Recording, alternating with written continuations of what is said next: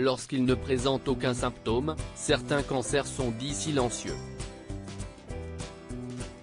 Si est le cas du cancer de l'ovaire qui est diagnostiqué à un stade 3 voire 4 dans 75% des cas, selon l'Institut de cancérologie du CHU de Liège. Dans un témoignage publié dans le Huffington Post, Karine Meyer raconte comment elle a fini par détecter son cancer car il sortait de son corps. Bien qu'elle avait participé à une marche de sensibilisation sur cette maladie et lu un dépliant sur les symptômes, tels que des ballonnements constants, une sensation de satiété rapide, un besoin d'uriner plus fréquent et une gêne au niveau du ventre, cette Américaine de 44 ans était loin de se douter qu'un tueur silencieux envahissait ses ovaires.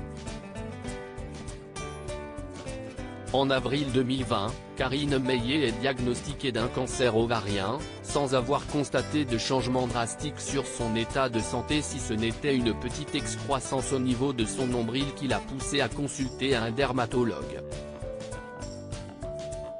J'avais une petite excroissance, de la taille et de la couleur d'une gomme de crayon, dans mon nombril. Lorsque le dermatologue l'a enlevé, il a pensé que c'était quelque chose d'inoffensif. La biopsie a montré le contraire, explique-t-elle sur le site d'information. Une petite excroissance qui lui a sauvé la vie pour Karine Meyer, l'apparition de cette petite excroissance lui a sauvé la vie.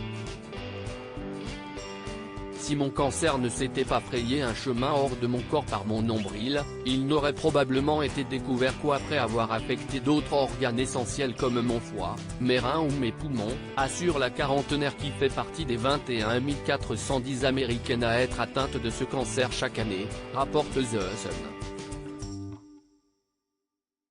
Après avoir subi une intervention chirurgicale très lourde car les chimiothérapies n'ont eu aucun effet, Karine Meyer est désormais tirée d'affaire.